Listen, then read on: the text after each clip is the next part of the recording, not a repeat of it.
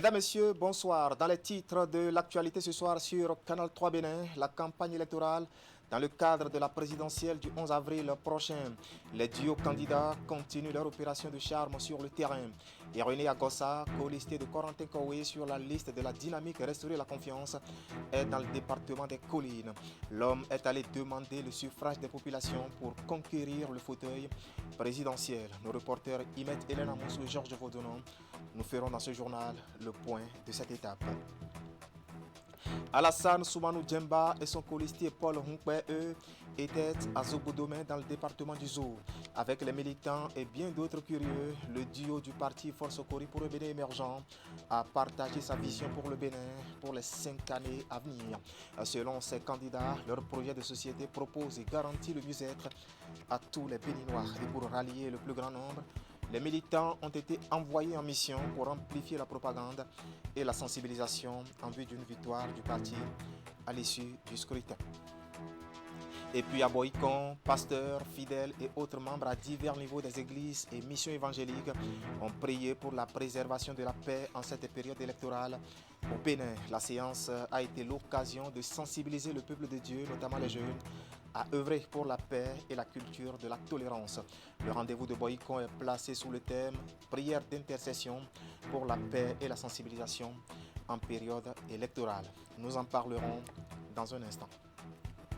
Voilà pour le sommaire et bienvenue dans notre grande édition du soir de ce vendredi 10 avril 2021. En vedette encore ce matin, la campagne électorale dans le cadre de la présidentielle 2021. Les duos candidats poursuivent leur opération de charme sur le terrain. Prenons d'abord les nouvelles du duo Corentin Koué et René Agossa, dont le colistier était dans le département des collines. Et René Agossa, puisque c'est de lui qu'il s'agit, est allé demander le suffrage des populations pour conquérir le fauteuil présidentiel à l'issue du scrutin présidentiel du 11 avril prochain. Eh bien, le candidat au poste de vice-président a surtout présenté le projet de société du duo RLC avant de demander aux populations de Savalou et de Glazoué de faire le bon choix, celui de la vague orange. Voici les détails avec Imet Hélène Amoussou et Georges Vaudonon. En quête du suffrage nécessaire pour se faire élire président et vice-président du Bénin pour les 5 années à venir, le duo du parti Restaurer la confiance poursuit les opérations de charme sur le terrain. Première étape de l'escale dans les collines Savalou. Au pays des chaînes de collines, Irénée Agossa, candidat au poste de vice-président, est allé au nom du duo présenter ses civilités au roi de Savalou. Vous êtes les propriétaires de la terre. Et pour pouvoir fouler cette terre, il est normal qu'on passe vous voir et demander vos bénédictions. La délégation s'est ensuite rendue à la maison des jeunes de la ville où attendait une foule de militants, sympathisants et curieux. Pour la plupart des personnes rassemblées, le duo Corentin Koué et Irénée Agossa est le choix idéal à opérer le 11 avril prochain. La population de Savalou est fatiguée des promesses sans lendemain et c'est pourquoi nous les jeunes de Savalou, nous optons pour l'alternance. Cette alternance est le parti Restaurer la confiance. Nous, jeunes du département des collines, sommes prêts à battre la campagne aux côtés du RLC. Nous nous mettons à votre disposition pour relayer la bonne nouvelle jusqu'au dernier recoin du département. Je ferai le job. Et me sort tout le temps comme vous et des soins d'or. Développer à ton moment gloire. De Savalou, le colistier de Corentin Koué a mis le cap sur Glazoué. Dans un centre des jeunes et loisirs plein à craquer, Irénée Agossa s'est fait clair. Le candidat a relevé des insuffisances dans la gestion du gouvernement sortant, des faiblesses que le duo RLC promet corriger une fois le fauteuil présidentiel conquis. Le mot d'ordre lancé au cours de cette rencontre est simple et précis. Mes chers frères, démontrez que nous sommes capables. N'ayez plus peur. La peur détruit tout. Nous sommes là pour dissiper la peur. La vague orange doit engloutir tout le monde dans Glazoué. La vague orange doit être partout. Démontrez que nous sommes capables. N'ayez plus peur. à Savalou comme à Glazoué ce mercredi, le colistier de Corentin Korhoué est largement revenu sur les grandes actions du projet de société du duo RLC. L'alternance qu'il propose prévoit suffisamment d'emplois pour les jeunes, des réalisations infrastructurelles, du microcrédit aux femmes et bien d'autres. Voilà, Alassane Soumanou Djemba et son colistier Paul Humpé, eux aussi, étaient dans la région, mais un peu plus au sud, la commune de Zobodomé, pour être plus précis, avec des militants et une foule de curieux. Le duo du parti Force Kori pour un Bénin émergent a partagé sa vision pour le Bénin pour les 5 années à venir. Et selon eux, leur projet de société propose et garantit à tous les Béninois un mieux-être. Et pour rallier le plus grand nombre de militants, et les militants ont été envoyés en mission pour amplifier la propagande et la sensibilisation. En plus de précision, dans ce compte rendu de Imet Elena Mousso. De commune en commune, Alassane Djemba et Paul Humpé expliquent aux populations pourquoi une alternance au Bénin. Avec la même détermination des premiers jours de la campagne, le duo candidat travaille à succéder au président sortant. Ce mercredi, au contact des militants des Forces Kori pour un Bénin émergent, de la terre promise dans la 24e circonscription électorale, ils ont d'abord passé à la loupe l'état actuel du pays avant de rappeler le choix idéal à faire le jour du scrutin.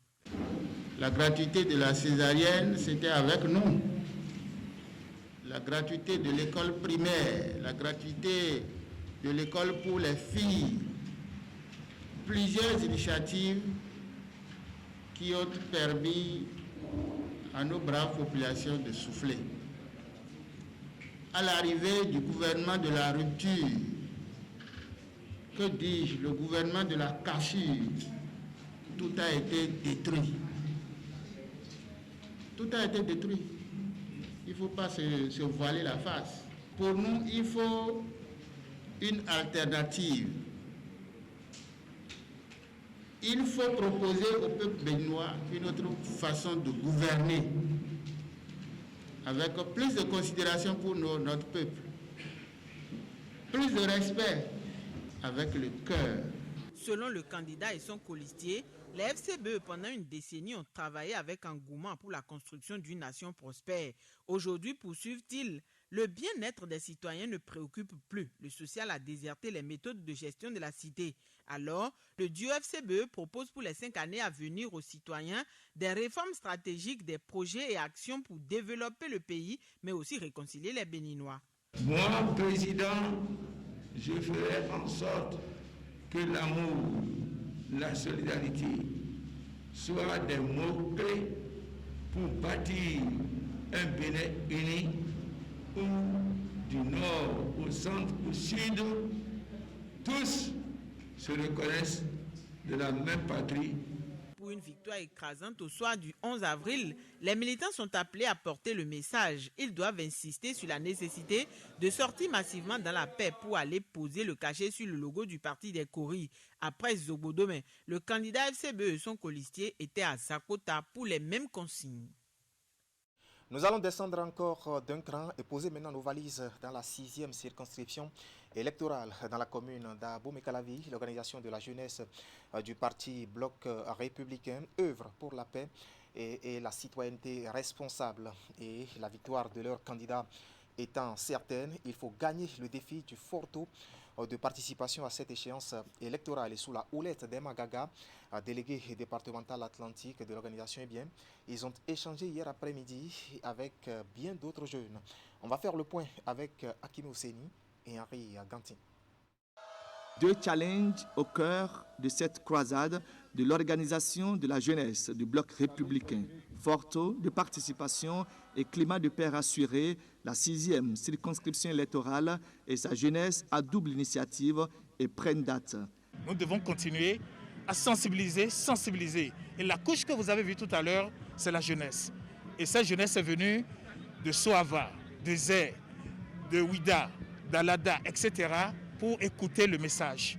Aïma Gaga a balisé le terrain et les têtes de gondole de Logibière sont venues en renfort. L'objectif pour nous était de mobiliser tous les jeunes et de les renvoyer quand même aussi après dans chaque hameau, dans chaque quartier, dans chaque ville, pour qu'ils soient nos représentants à ces endroits-là, pour que toute la population sorte, afin que le 11, avril prochain, nous ayons un maximum de votants avec un scrutin auto bien élevé. Et non seulement ça, nous avons mobilisé la jeunesse autour de l'importance de tenir ces élections dans la paix, dans la tolérance et dans la convivialité. Aucun chaos ne sera retentissant dans du désordre. Le chaos sera très intéressant dans la paix. Il va falloir donc que pour que ce chaos-là, ça soit doux, pour que ce chaos soit guidiot, comme vous l'avez dit, pour que ce chaos soit limpide, il faut que ces élections-là soient les élections les plus paisibles que le Bénin va enregistrer le 11 avril. Que la paix qui va régner pendant cette période électorale soit enregistrée comme la période électorale la plus paisible depuis l'ère du renouveau démocratique. L'acte du 11 avril 2021 est un acte citoyen. Chaque citoyen, chaque bon citoyen doit l'accomplir. Et nous comptons sur vous pour passer ce message à l'endroit des populations. L'issue des empoignades électorales sera en faveur du duo Talon Talata. L'organisation de la jeunesse du bloc républicain en fait un postulat. Au duo Talon Talata. Voilà, le Front d'Action pour la continuité, lui, a lancé les hostilités de cette campagne électorale dans le département de l'Ouémé. Et pour l'occasion, le coordonnateur national, Saliman Karimou, a envoyé en mission ses lieutenants fortement implantés sur toute l'étendue du territoire national pour propager ce qu'ils appellent l'évangile selon le duo Talon Talata. Regardez. C'est à partir de Pobé, dans le département du Plateau, que le Front d'Action pour la continuité FAC et le collectif des enseignants engagés pour la continuité ont lancé leur campagne pour la victoire du duo Talon Talata. Nous rentrons en campagne électorale avec le déploiement d'un bataillon de 2 unités doté d'une artillerie lourde. Les 2 unités, ce sont le FAC et le CEEC, avec comme commandant de bord le coordonnateur national, M. Saliman Karim, que je vous demande d'ovationner. Ici réunis, les points focaux de ces 2 mouvements qui œuvrent pour la réélection du président Patrice Talon. Ils sont venus recevoir du coordonnateur national, Saliman Karimou, les consignes pour une mobilisation réussie des électeurs au profit du duo Talon Talata. Grande est ma joie de vous dire toutes mes félicitations. Toutes mes félicitations pour cette mobilisation. Qu'ils nous souviennent que depuis le 12 septembre 2020, nous nous sommes retrouvés, nous sommes mis ensemble et nous avons pris ensemble un pari. Et ce pari est de nous préparer pour l'élection présidentielle d'avril 2021. Et dans ce pari, nous nous sommes fixés un objectif, celui de porter le taux de participation à au moins 70%. Depuis ce temps, personne parmi vous ne s'est reposé. Après votre mission de pouvoir inviter les gens à sortir massivement pour voter le duo Talon Talata, le meilleur duo aujourd'hui, alors il faut pouvoir également enseigner aux gens qu'il faut la paix. Et tout ça doit se faire la paix. Il n'y a pas de développement sans la paix. Le top est donné par Saliman Karimou, qui a investi ses lieutenants d'aller sur toute l'étendue du territoire national à la conquête des électeurs pour une victoire éclatante du duo Talon Talata au soir du 11 avril. Nous sommes dans le département du Plateau et nous allons y rester pour vous dire que le président du Parti du Renouveau démocratique poursuit ses descentes sur le terrain au profit du duo Talon Talata. Hier jeudi, Maître Adrien Bédi était dans 4 communes du département pour conquérir bien sûr les électeurs. Il a surtout invité ses militants à voter massivement le duo Talon Talata et surtout dans la paix. Suivez. Première étape de ce périple du président du Parti du Renouveau démocratique à la conquête des électeurs pour le compte du duo Talon Talata, la commune de Pobé. Ici, Maître Adrien Ngwegui a sensibilisé ses militants à ne pas céder aux sirènes de la violence et a sorti massivement voter le duo Talon Talata le 11 avril prochain. Ma besoin d'avoir fait une campagne électorale. Peut-être tout à l'heure, il m'a besoin de faire une campagne. Nous avons l'honneur de ma tombe à Douami. Nous avons l'honneur de vivre. Mais là, nous avons dormi. Nous avons eu violence, nous avons eu déton, nous avons eu déton. Nous avons eu l'oué. Nous avons eu tout caramel. Ma journée n'a pas. Nous avons fait tout. Et bien, on est. Et bien, mais donc vous votez. Mais les PAD qui ont voté, où est un talon, talon. Et t'as vu? Et t'as senti? Et t'as vu? Mais on a fait il est en train de haut. Où est-ce qu'on va dire que vous avez dit? Mais on a fait un peu de mais Dieu est doux. Là, on se dit, bah, il est temps. Et t'as dégoût. Et dégoût. Nous avons bien mené, et nous avons fait photo et tampon, nous avons fait photo, nous avons douci, mais pas quoi, nous avons fait tampon, mettons, nous avons fait des nous avons bien mené, talon, talata, victoire, talon, talata, victoire, talon, talata, victoire, talon, talata, victoire, victoire, victoire. Après Pobé, c'est la commune d'Adiawere qui a accueilli la délégation du PRD. Avant de rencontrer ses militants pour passer son message, Maître Adrien Ngwegui a rendu une visite de courtoisie au patriarche Sefou Fagbohun.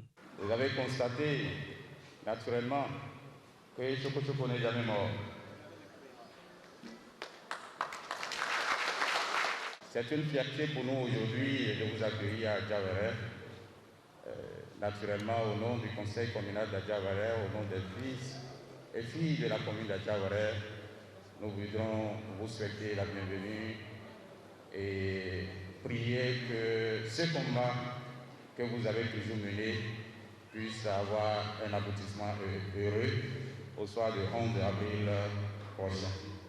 Les communes de Sakété et d'Ifaï, avec des militants massivement sortis écouter leur leader charismatique, ont bouclé la boucle de cette descente de Maître Adrien Ngwegui dans le département du Plateau.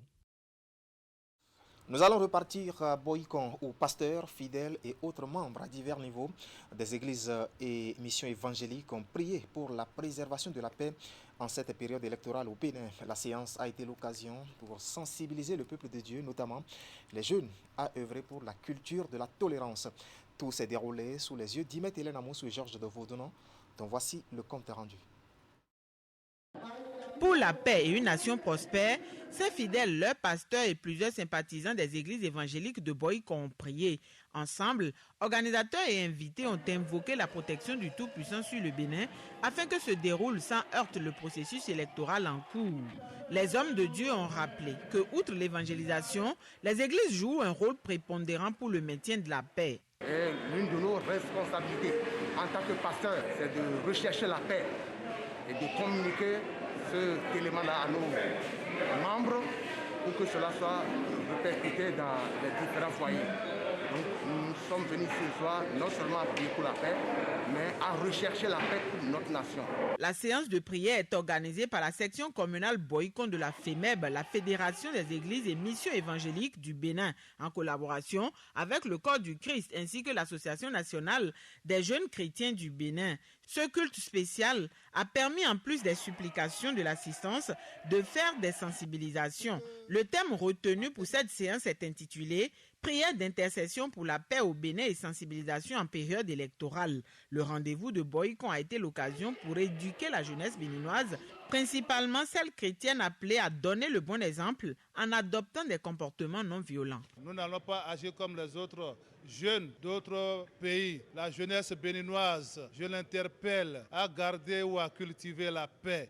La paix le jour des élections présidentielles, la paix chez eux, la paix partout dans la ville, partout dans la nation. C'est alors que nous serons heureux. C'est alors que Dieu permettra à un président digne de paix de nous diriger dans la paix. Nous ne devons pas céder à aucun acte de vandalisme, à aucun acte d'incivisme.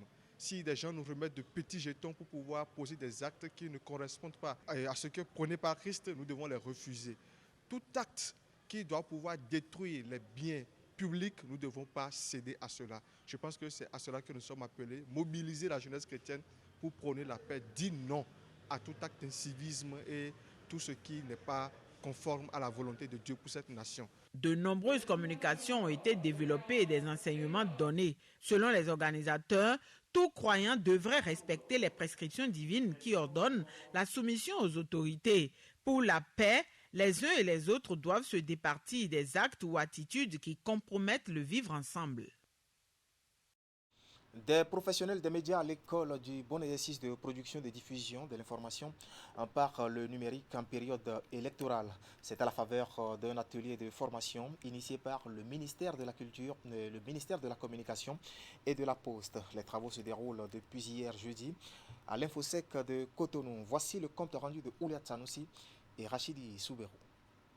Une quarantaine d'organes de presse, toutes catégories confondues, participent à cet atelier de formation qui s'inscrit dans le cadre de la présidentielle du 11 avril 2021. La rencontre est initiée par le ministère de la Communication en cette période de campagne électorale souvent caractérisée entre autres par la désinformation et des tentatives de perturbation de l'opinion publique. Vous êtes le bras outillé de la performance démocratique. Il vous revient donc à vous, professionnels des médias qui faites si bien votre travail, de contribuer au travail permanent de désintoxication, au travail permanent de combat de la désinformation, combat permanent auquel nous nous livrons depuis un certain temps. S'il y a de plus en plus de très belles performances des médias traditionnels, des réglages restent quand même encore à faire sur les nouveaux médias. Les médias basculent donc progressivement vers le numérique. Facebook, Twitter ou WhatsApp ne sont plus des espaces d'échange en cercle d'amis. Ils sont devenus de véritables canaux et supports d'information, la bonne comme la mauvaise. En tout cas, les nouveaux médias, et vous l'avez remarqué, ils reçoivent l'attention particulière du ministère de la Communication et de la Poste. Et monsieur le ministre veille particulièrement à ça. Il le souligne à chaque occasion. Ce matin, nous allons nous adonner à l'exercice en nous focalisant sur les mutations irréversibles auxquelles l'exercice du métier doit faire face. La communication du jour est centrée sur la production et la diffusion de l'information par le numérique. L'accent est mis ici sur les principes, règles et exigences du Code du numérique en vigueur depuis 2018 au Bénin, après le Code de l'information et de la communication. La presse est l'outil de mesure de la démocratie, de son évaluation et de son appréciation dans un état de droit comme le Bénin. Elle doit donc contribuer à son renforcement et ne jamais permettre directement ou indirectement sa déstabilisation. D'où l'importance de cet atelier de formation.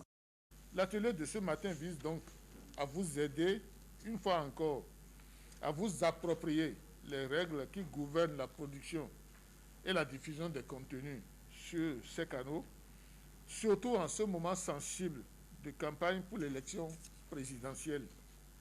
Vous vous imaginez donc qu'il sera beaucoup question au cours de l'atelier du Code numérique, loi qui est devenue à tort un cauchemar pour les professionnels des médias et les web activistes.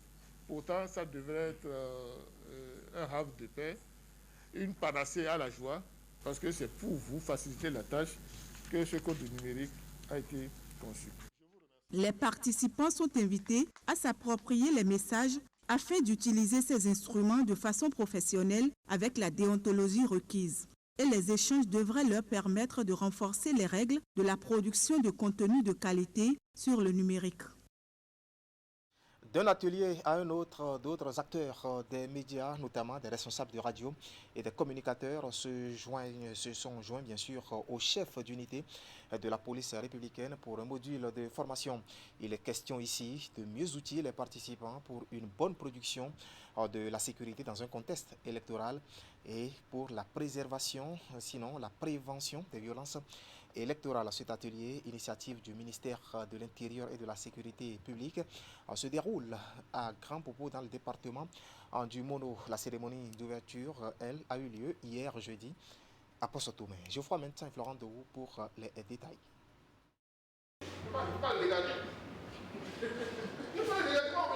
Cet atelier de formation ouvre ses portes à Possotomé de la commune de Bopa.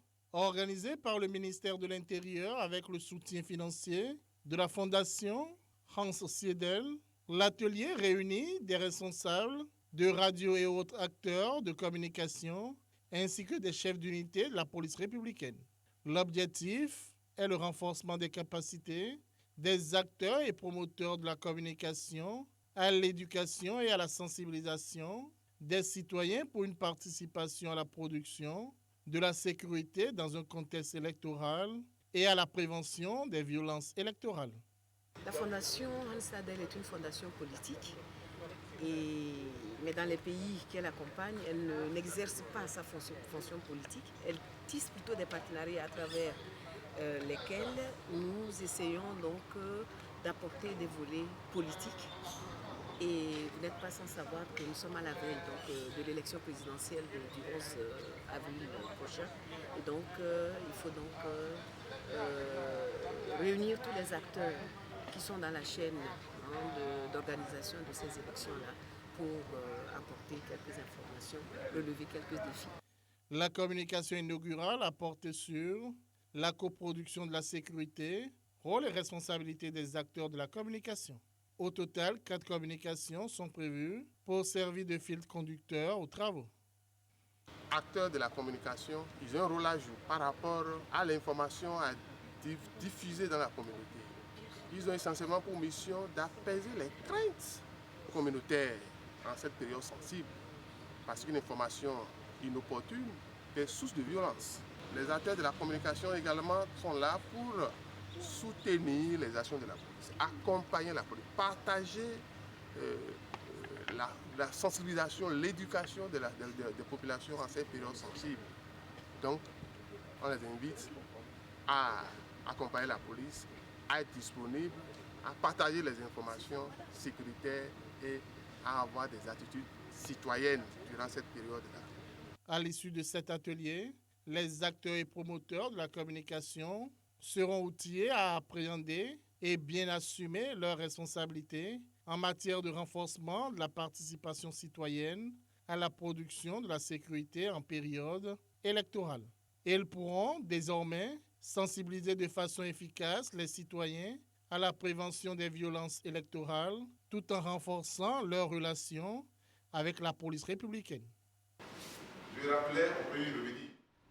Voilà, fermons cette large page consacrée à l'élection présidentielle du 11 avril prochain pour évoquer maintenant cet atelier d'échange sur la mise en œuvre des réformes fiscales. Il est question pour les différentes parties prenantes de passer en revue les mécanismes mis en place depuis quelques années et qui visent surtout à faire de l'administration fiscale l'une des meilleures, sinon l'une des plus modernes et plus performantes en termes de services rendus aux contribuables. Regardez. À l'heure du bilan, la Direction générale des impôts marque un arrêt et invite toutes les parties prenantes à une évaluation du chemin parcouru dans la mise en œuvre des réformes en cours depuis quelques années pour améliorer le climat des affaires et booster les recettes de l'État. Il s'agira d'identifier les couacs éventuels contenus dans les réformes mises en œuvre et de recueillir des suggestions afin d'y remédier. Le présent atelier qui nous réunit vient à point nommé par ce qui nous permettra de faire le bilan de la mise en œuvre des réformes fiscales afin de repartir sur les bases nouvelles plus solides et efficientes. Les résultats des travaux permettront à la Direction générale des impôts de disposer d'un rapport d'évaluation des réformes fiscales mises en œuvre ces dernières années avec des propositions d'action pour capitaliser les acquis et des mesures correctives des faiblesses. L'administration fiscale a voulu partager avec vous le point de mise en œuvre des réformes et recevoir en retour vos retours d'expérience en termes de satisfaction et ou d'éventuelles insatisfactions. Toutes choses qui devraient permettre de mieux prendre en compte vos préoccupations dans la définition des actions à inscrire dans le prochain plan d'orientation de la DGI. Partenaire de la DGID sur nombre d'aspects de ces réformes, le projet d'appui à la gestion des investissements publics et à la gouvernance prend une part active dans la présente démarche, laquelle colle parfaitement à la vision d'une administration fiscale performante et efficace. Sur les orientations de notre gouvernement, appuyé par la Direction générale des impôts, nous appuyons entre autres cet atelier qui cadre très bien avec la vision d'une administration fiscale performante telle que définie dans le POSAF, et ça justifie un peu notre présence à vos côtés. Il est attendu de ces assises des propositions concrètes pouvant permettre d'avancer dans le sens du renforcement de la confiance du contribuable dans l'administration fiscale, ce qui permettra d'améliorer le civisme fiscal et partant le climat global des affaires. Au Bénin, l'examen de permis de conduire se fait désormais en ligne et la première expérience a été faite lundi dernier. Les candidats ont été évalués via leur téléphone portable. La réforme vise surtout à faciliter la vie aux acteurs et surtout à lutter contre les pratiques frauduleuses et la corruption. L'examen a été officiellement lancé par le directeur général de l'Agence nationale des transports terrestres en personne. Précision, Clément Achadé.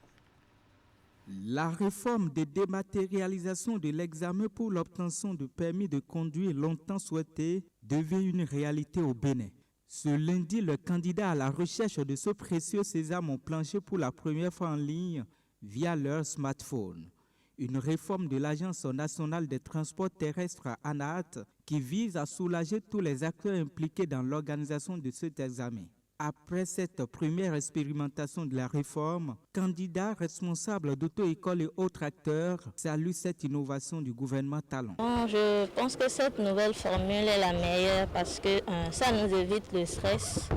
Dès qu'on finit la composition, on est stationné déjà sur notre statut et tout, si on est admissible ou pas. C'est le moment de dire que l'ensemble des auto-écoles avaient toujours souhaité ça. Mais si aujourd'hui nous constatons l'effectivité de cette réforme-là, on ne peut qu'applaudir et encourager l'ANAT déjà et l'État particulièrement.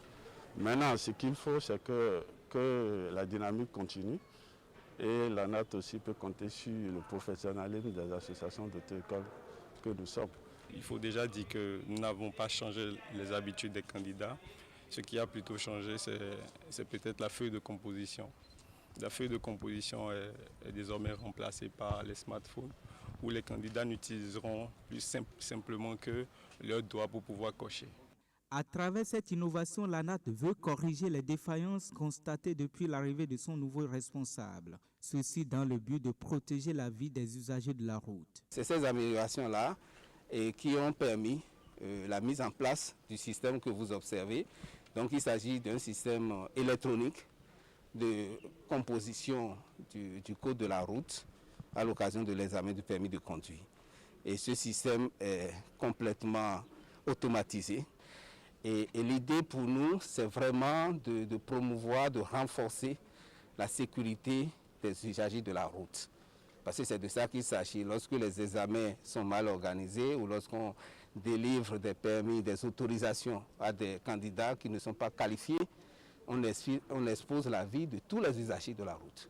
Et c'est ce que nous avons voulu éviter en mettant rapidement en œuvre cette réforme qui vient vraiment révolutionner l'organisation de ce type d'examen dans notre pays.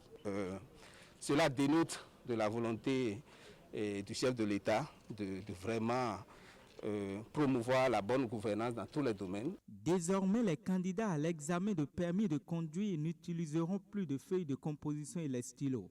Ces éléments sont donc remplacés par des smartphones. L'autre avantage pour les candidats est la célérité des résultats qui sont connus quelques minutes après la composition. De même, les dossiers de candidature que portent les responsables d'auto-école seront désormais déposés en ligne avec la possibilité de paiement par voie électronique. Pour l'ANAT, la réforme vient renforcer la bonne gestion de l'examen sans oublier l'amélioration des recettes pour l'État.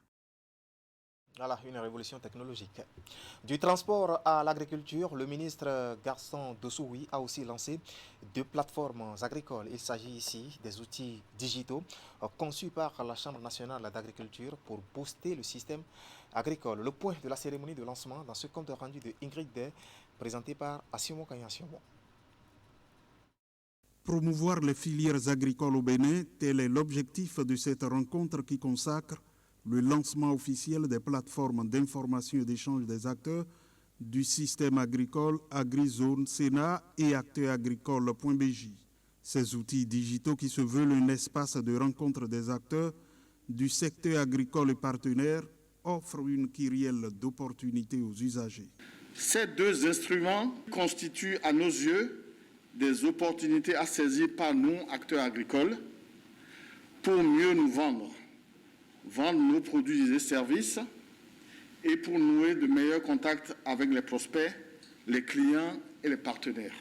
Les chambres d'agriculture du Bénin saluent à juste titre les efforts du gouvernement béninois qui investit d'importantes ressources de diverses natures pour révolutionner notre agriculture. La mise en service de ces plateformes fait suite à une signature du protocole entre la Chambre nationale de l'agriculture et le projet d'appui au renforcement des acteurs du secteur privé, Paracep. Financé par l'Union européenne et l'Agence française de développement, ce protocole d'accord a pour objet de fixer le cadre de partenariat entre les parties signataires afin de concrétiser les actions d'appui et d'assistance technique du programme de travail du Paracep 2019-2021. L'Union européenne appuie l'agriculture et le secteur privé depuis déjà plusieurs années. Et aujourd'hui, si en montant cumulé sur les 4 dernières années, près de 100 millions d'euros ont été investis sur le Bénin. Si on compte les interventions des États membres de l'Union européenne, tels que l'AFD, ce montant effectivement dépasse certainement les 150 millions d'euros. C'est un début et c'est une première phase et l'Union européenne continuera avec ses États membres à appuyer le Bénin et le secteur privé. N'est-ce pas un privilège pour notre secteur de se doter de telles plateformes, faisant ainsi de l'intégration des nouvelles technologies dans l'épineuse problématique de l'accès au marché une réalité tangible. Ce sont là, en effet, pour nos exploitants et entrepreneurs agricoles, autant de possibilités pour s'ouvrir à des clients proches ou éloignés au marché de l'intérieur comme de l'extérieur de notre pays. Initiées par la Chambre nationale d'agriculture, ces plateformes ont bénéficié du soutien technique du ministère de l'Agriculture. Une équipe de consultants a été mandatée pour travailler sur la mise en place des plateformes et pour assurer leur bon fonctionnement. La célébration de 2 journées pour mettre un terme à cette édition, d'abord celle de la Journée internationale de lutte contre les mutilations génitales féminines, fixée au 6 février de chaque année, a été commémorée hier jeudi dans le département de l'Atakora, une initiative du ministère des Affaires sociales et de la microfinance avec le financement de la Banque mondiale. Voici le compte rendu de Régis Hippolyte Agossou. Stop aux mutilations génitales féminines. Voilà le leitmotiv qui sous-tend la présente rencontre de Nati Tengu qui commémore en différé la journée internationale de la tolérance zéro à l'égard des mutilations génitales féminines. Une initiative du ministère des Affaires sociales et de la microfinance en collaboration avec le projet d'autonomisation des femmes et du dividende démographique du Sahel, SOED. C'est un projet d'envergure nationale qui couvre les 77 communes du Bénin. En effet, les mutilations génitales qui recouvrent l'ensemble des interventions consistant à altérer ou à léser les organes génitaux de la femme pour des raisons non médicales sont considérées au niveau international comme une violation des droits humains des femmes et des filles, notamment de leur droit à la santé, à la sécurité, à l'intégrité et même à leur droit à la vie lorsque ces conséquences sont mortelles. Jeunes femmes, souvent victimes de ce fléau, responsables à divers niveaux et têtes couronnées de la Takora, ont participé à ce dialogue communautaire de Nati Tengu. Les MGF sont une atteinte à l'intégrité physique et psychologique de la femme. Elles sont aussi une infraction aux droits humains et font partie intrinsèque des formes de violence faites aux femmes en général. Voilà pourquoi la représentante du préfet de la Takora se réjouit pour l'organisation de ce dialogue dans la Takora.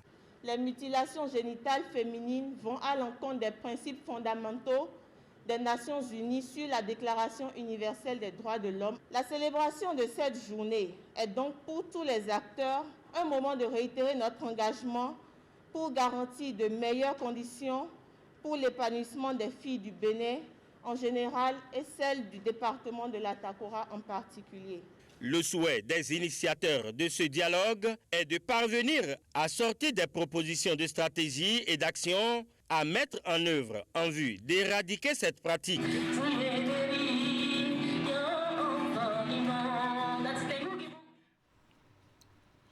Enfin, la célébration de la Journée internationale des droits de la femme, fixée au 8 mars de chaque année et à l'ONG Afrique Mutualité. L'événement a été célébré en différé hier jeudi. Une occasion saisie par cette ONG pour primer les meilleurs groupements d'épargne et de crédit appelés FAFAWA avec l'appui du consortium ABMS, ABPF et Care International Bénin Togo. Voici le compte rendu de Geoffroy Médecin.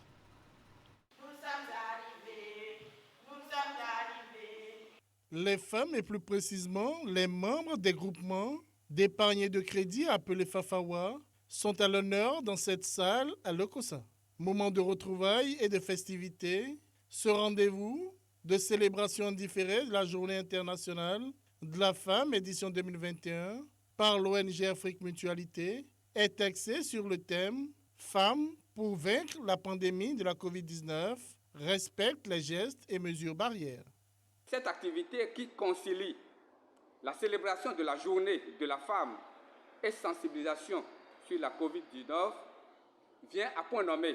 Elle permettra de rappeler aux populations, notamment aux groupements féminins, en ce jour spécial qui leur est dédié, les comportements ou gestes barrières à respecter pour éviter d'être contaminés par le virus de la COVID-19. Pour marquer d'un saut particulier l'événement, le plateau offert aux participants a été riche et varié. Outre le renforcement de leurs capacités en matière de techniques de fabrication de savon liquide, les groupements FAFAWA ont été mis en compétition en sketch. À l'issue des phases de sélection, les deux meilleurs retenus ont presté ici devant un jury. Le premier prix revient à l'Omnava de Achanou. Et le deuxième prix revient à Aïmevo de Rouen. Ainsi, le groupe Lomnava de Achanou, dans la commune d'Atiémé, est sorti premier et le groupe Aïmevo de Rouen, dans la commune de Lokossa, est classé deuxième. Ils ont eu droit, comme prix, à des mobiliers. Divers jeux et prestations artistiques ont aussi meublé la fête. Les objectifs ont été atteints. Oui, ça faisait qu'on a eu à planifier et à mettre en œuvre. Et puis, tous les participants invités ou bien qu'on a eu à mobiliser autour de cette activité-là ont répondu présent. Donc, c'est le moment de remercier Care, Bénin, Togo pour cette opportunité-là. Désormais, nous, en tant que femmes, on sait que nous avons le droit de voter, d'être élus, le droit de ne pas subir des violences sexuelles. Et ça nous permet, en tant que femmes, de prendre la parole devant les autorités et autres. Cette manifestation est organisée au titre du projet PSDSR, Promotion de la santé et des droits sexuels et reproductifs. Un projet du consortium ABMS, ABPF et Care International Bénin Togo. Le financement est assuré par le Royaume des Pays-Bas et le gouvernement canadien. Voilà, c'est l'essentiel à retenir ce soir quant à l'actualité sur Canal 3 Bénin. Toute l'équipe technique et celle de la rédaction qui m'accompagne vous remercie de nous avoir suivis. Restez en compagnie de nos programmes. Moi, je vous retrouve demain samedi, si Dieu nous prête vie. Bon début de week-end, Pascal, à toutes et à tous, et à demain.